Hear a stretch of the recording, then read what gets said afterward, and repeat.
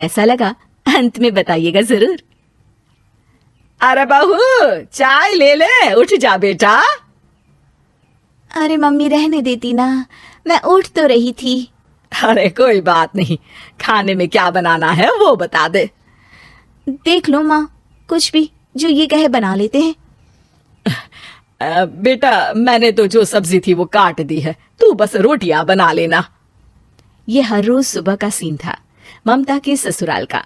एक दिन पड़ोसन कहती है, अरे बहन जी, सारा दिन काम करती रहती हो, थकती नहीं क्या आप? बहू क्या करती रहती है सारा दिन? अरे वो भी कुछ ना कुछ करती ही रहती होगी।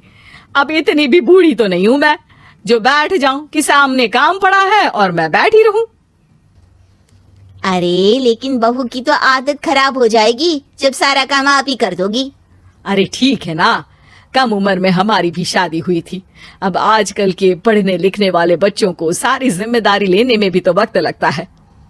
बहू है तो क्या हुआ, मेरी बेटी की उम्र की ही है ना। एक उसे भी देख लो, चाय बनाने के सिवा आता ही क्या है। ममता से सारी बात करती है। हाँ मम्मी जी ही ज्यादा काम करती हैं, इसमें कोई दो राय नहीं है। लेकिन मैं भी क्या करूं, ऑफिस और घर के बीच जो वक्त मिलता है उसी में काम कर लेते हैं, है ना। दिन बीत रहे थे। सास बहू के बीच की बॉन्डिंग अच्छी थी, लेकिन जब बहू माँ बनती है तो जो थोड़ा बहुत काम किया करती थी वो भी छोड़ देती है। बहू ये ले, तेरे लिए बनाया है, इसको खाने से बच्चा और तू दोनों स्वस्थ रहेंगे।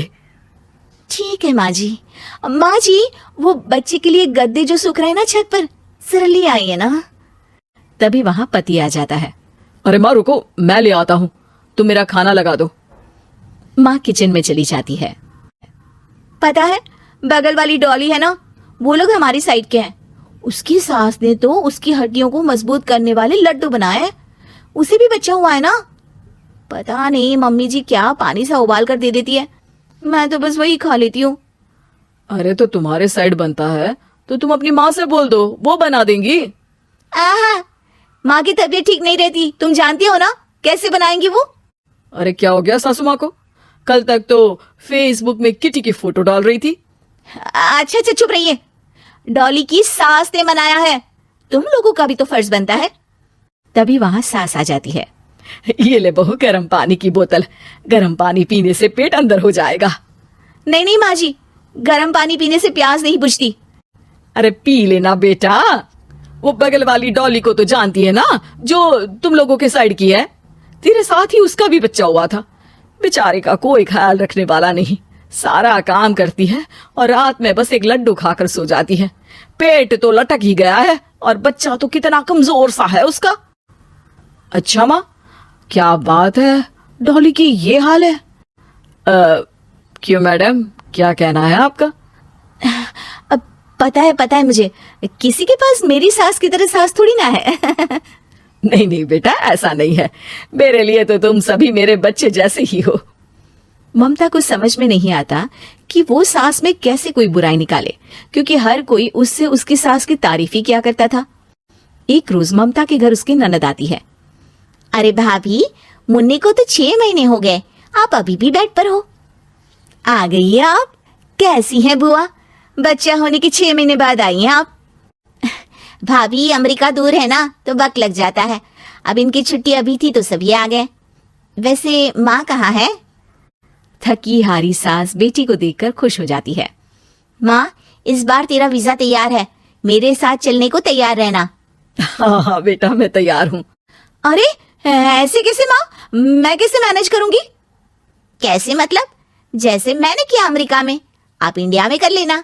वैसे आपका तो मायका भी पास ही में है ना। हाँ वो तो है, लेकिन माँ के पास वक्त नहीं होता। ईश्वर भक्ति में उनका सारा समय चला जाता है। भाभी, बेटी परेशान हो तो माँ का ध्यान आरती में कैसे लग सकता है? समझ में ही नहीं आता। वैसे भी अब माँ को मैं अपने साथ ले जा रही हूँ। माँ को विदेश घूमने का शौक है ना। ममता मन मारकर चुप हो जाती है, लेकिन मन ही मन सोचती है कि वो कैसे सारा काम मैनेज करेगी। पति का खाना, नाश्ता, मुन्ने को नहलाना धुलाना, फिर रात भर इसके लिए दूध तैयार करना। माँ तो सारा काम करती थी, हे भगवान, ना भाई ना। क्या हुआ भाभी? क्या सोचकर ना भी ना कर रही हो? अरे कुछ नहीं, बस बच्चे के बाद से कमजोरी ज्यादा हो गई है ना, तो अचानक से बड़बड़ाने लगती हूँ मैं। अगले दिन ममता अपनी माँ को फोन करती है। राधे राधे। माँ मैं क्या करूँ, मेरी सास तो अमेरिका जा रही है बेटी के पास। अब घर का सारा काम, बच्चा, सब कैसे मैनेज करूंगी। तू आ जाना माँ कुछ महीनों के लिए मेरे पास। अरे ना ना ममता, मेरे बस की बात नहीं है काम धाम। अरे तू तो जानती है ना, मैंने तो तेरे भाई की शादी भी गरीब गांव की लड़की से इसीलिए ही की थी कि वो चुपचाप घर का सारा काम करे। वैसे भी अब तो आदत भी नहीं रही मेरी काम करने की। ममता को माँ पर बहुत गुस्सा आता है। ठीक है माँ, देख लूंगी मैं, लेकिन मेरी मुसीबत के वक्त आप मेरा साथ नहीं दे रही है, अब भूल जाना मुझे। ममता गुस्से में आकर फोन रख देती है और रोने लगती है। लेकिन बेचारी करे भी तो क्या।